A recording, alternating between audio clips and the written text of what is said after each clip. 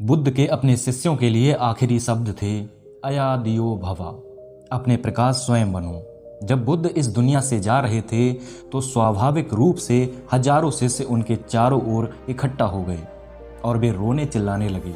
गुरु उन्हें छोड़कर जा रहे थे। उनका दुखी होना तो स्वाभाविक था और गुरु भी उनके साथ 42 सालों तक रहा था और वो सभी उस आदमी से बहुत प्रेम करते थे। वे उनकी आभा, उनके खिंचाव से प्रेम करते थे।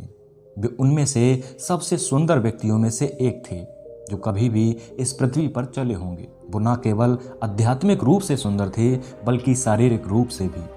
वो सबसे सुंदर पुरुषों में से एक थे। बुद्ध का बैठना, चलना, सोना, उनकी बातें अथवा उनकी मुस्कान सब अपने आप में बहुत ही अद्भुत और आकर्षक थीं। बुद्ध को देखना ऐसा था मानो किसी ताजे खिले कमल के फूल को देखना। पूर्ण रूप से निस्वार्थ, शांत और स्थिरता की मूर्ति। और वे सभी लोग बुद्ध से अथाह प्रेम करते थे। उन लोगों ने उस एक इंसान के लिए सब कुछ त्याग दिया था, सब कुछ जोखिम में डाल दिया था।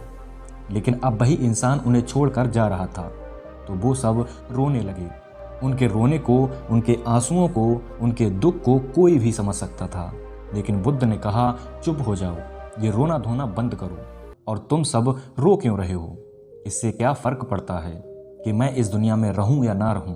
मैं तुम्हारा प्रकाश नहीं था। तुम्हें अपना प्रकाश स्वयं बनना होगा। और मैं कह देता हूं कि जिस घटना को आज तुम सब एक श्राप समझ रहे हो वही तुम सबके लिए एक वरदान सिद्ध होगी। क्योंकि जब मैं चला जाऊंगा तो तुम खुद को खोजने का प्रयास करोगे। जब तक मैं यहाँ था तो तुम्हारी खुद से ज़्यादा मुझ पर दिलचस्पी थी। हालांकि मैं लगातार तुमसे कहता रहा कि खुद के भीतर जाओ, खुद को जानो, लेकिन तुम सिर्फ मुझ पर ही ध्यान केंद्रित करते रहे। अब जब मैं यहाँ नहीं रहूँगा तो तुम खुद के भीतर जाने के लिए बाध्य हो जाओगे। और ठीक ऐसा ही हुआ। बुद्ध के महापरिनिर्वाण के बाद बहुत से लोग बुद्धत्व को प्राप्त हो गए। जब उनसे पूछा गया कि बुद्ध की मृत्यु के बाद इतने सारे लोग प्रबुद्ध क्यों हो गए, तो उन्होंने कहा, अब हम समझ पा रहे हैं कि बुद्ध ने ऐसा क्यों कहा था कि जिस मृत्यु को तुम अभिशाप समझ रहे हो वो तुम सबके लिए वरदान सिद्ध होगी। क्योंकि एक बार आपने बुद्ध को देखा और वे चले गए तो फिर बाहर देखने लायक कुछ भी नहीं है। इसीलिए हमने अपनी आंखें बंद करके अपने बुद्ध के रूप में वो सब देख लिया है जो सबसे अधिक देखने योग्य था। हमने इस संसार के सबसे सुंदर व्यक्ति को देखा है। और अब क्या देखा जा सकता था? बुद्ध के जाने के बाद ना तो कुछ सुनने लायक बचा था और ना ही कुछ देखने लायक। तो हमने अपनी आंखें बंद कर लीं और भीतर की ओर मुड़ गए।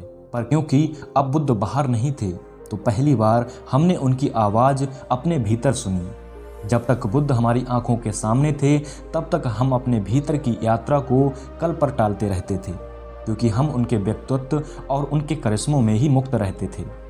लेकिन जब वो चले गए तो हमें मजबूरी में अपने भीतर उतरना पड़ गया।